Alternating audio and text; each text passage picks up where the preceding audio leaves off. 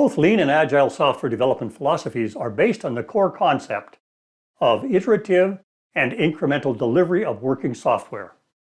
To that end, software delivery is often divided into releases and sprints. The goal of a release is to deliver a set of usable features or functionalities that provide business value to the customer. A sprint is a time box, meaning it has a predefined duration during which developers plan to deliver working software that has been tested and is ready for production. The most common duration of a sprint is 2 to 4 weeks, whereas a release is typically something like 3 to 6 months. Both durations vary by organization, by the way. A lot of organizations have their own rules regarding the release of their products to customers. Some choose to release new functionality for each sprint. Others combine the results of several sprints into one release. A product owner or a product manager manages the expectations of customers, users, and other stakeholders. That person decides what features will be developed, when they'll be developed, and in what order. Release planning is a meeting in which the Agile team extracts out of the product backlog those items that the team is confident they can complete in a release. The product owner, developers, testers, and sometimes ITBAs are all members of the Agile team. The driver is the product owner who represents the business needs to the developers and negotiates with them which items can be completed in the specified time frame. ITBAs either assume the role of product owners or they support them.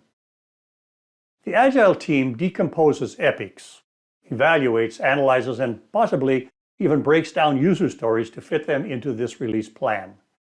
They also determine how they will prove when a user story is done. It's also known as the definition of done. This is achieved by defining acceptance criteria or scenarios which describe the successful outcome of a user story.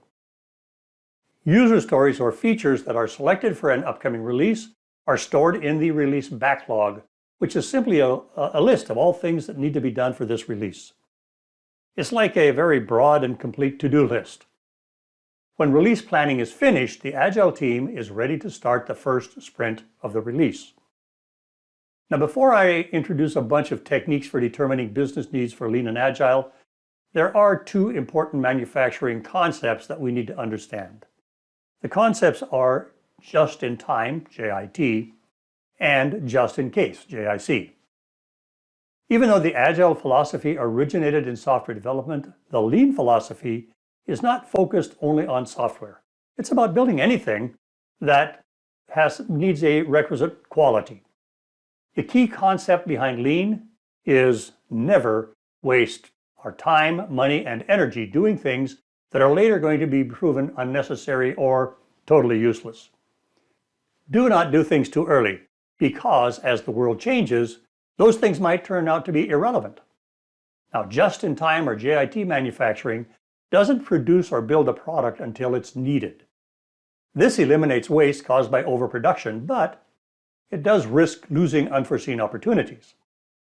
Just in case, or JIC, manufactures products in expectation of projected needs, which protects the supply chain, but it does risk waste if the projections are inaccurate. In a stable environment, JIC is the cheapest and the most preferred approach. In highly volatile times, JIT wins hands down. On a side note, if any of you ever wondered why a pandemic could play havoc with our global supply chain, this is the answer. In the legitimate interest of reducing the cost of goods, our global supply chain is strongly influenced by JIT, because JIC for an unanticipated event like a pandemic that happens sporadically every decade or so is prohibitively expensive. We are living with the consequences of legitimate business decisions.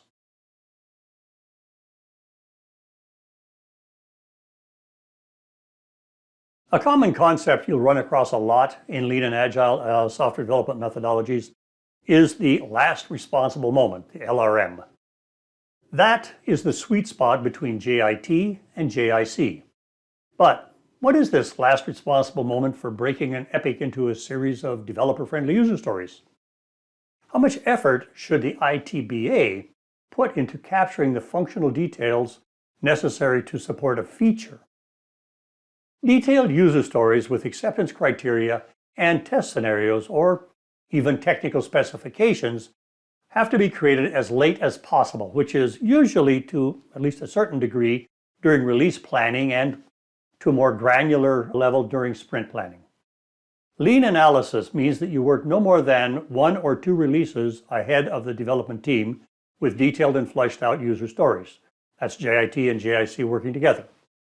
As the ITBA, you have to analyze, split, and prioritize the epics and the user stories, or business and stakeholder requirements in waterfall, for the next 1 to 2 releases at a maximum. Getting farther ahead risks wasted effort. For the ITBA, determining the LRM is a critical and ongoing task. Because of the inherent uncertainty at the beginning of any undertaking, you need to track your level of uncertainty and progress. There's a great tool called a question file that maintains the answers to what do you need to know that you don't know, who has that knowledge and the authority to give you the correct answers, when is the last responsible moment for getting that information to avoid wasting time getting answers that you'll never need, what answers do you already have, and what assumptions do you have to make to keep on schedule.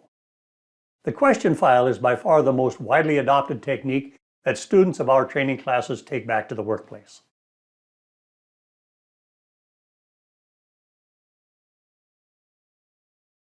Before you can elicit user stories or requirements from anyone, you need to know whom to ask. You need to discover the stakeholders of your initiative. One of the major challenges in any change initiative is recognizing all involved stakeholders. If you're developing or implementing a new web app, who in the organization should you approach? Answering this question requires some form of stakeholder identification or stakeholder analysis. Once you know whom to talk to, you need to find out what they need and why they need it. Problem analysis is a great technique that encourages people to think outside the box. It reveals business needs which stakeholders often don't even know they have because, face it, they're busy with their day-to-day operations. Problem analysis helps them discover business needs for their domain. It's also a great technique for preventing future issues if you apply it to a proposed as opposed to an existing digital solution. The major advantage of all lean and agile philosophies is speed and agility. Communications between technical and business side teams is at the heart of these development approaches, and it has to be fast and flexible. They depend especially on effective communication in your requirements elicitation efforts. Visualization is a key component of effective communications. So techniques like story mapping, affinity analysis, and user journey, they're worth their time in gold, or euros, dollars, pounds, or whatever other currency you like. Any conversation or meeting between different functional groups or areas like IT and the business community has a higher chance of success if the meeting is run effectively and efficiently.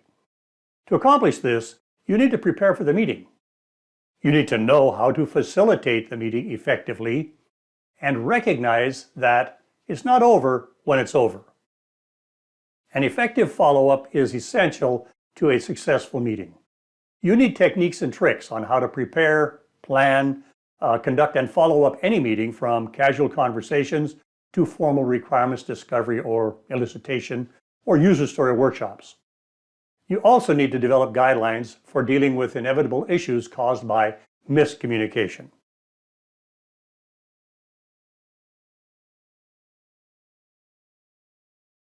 So what's the difference between being an ITBA for lean and agile SDMs as opposed to what you used to do to define waterfall or traditional SDM requirements?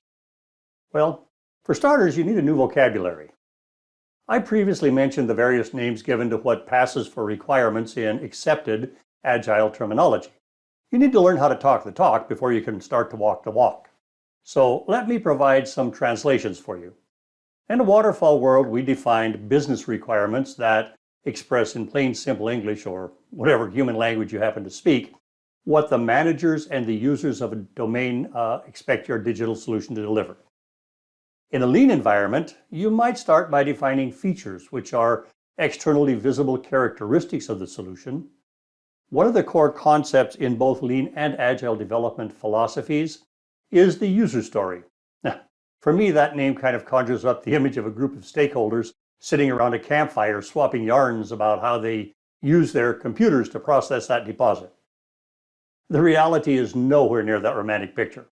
Simply put, a user story is a replacement for a user requirement, or what the International Institute of Business Analysts termed stakeholder requirement.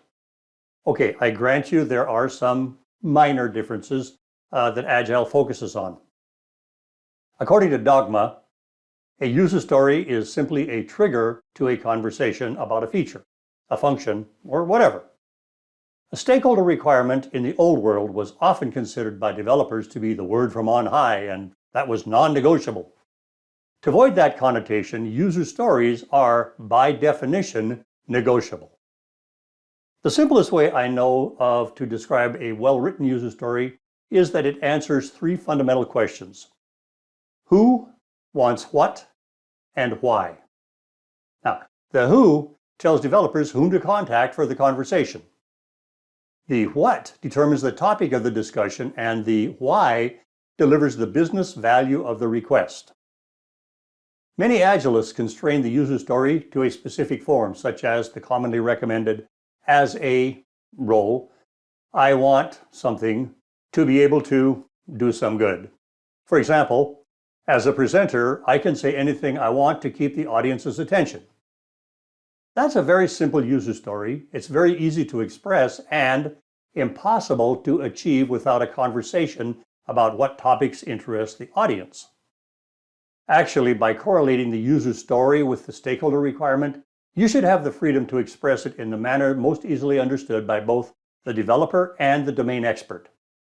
I do, however, strongly recommend maintaining the who, what, and why aspects for clarity.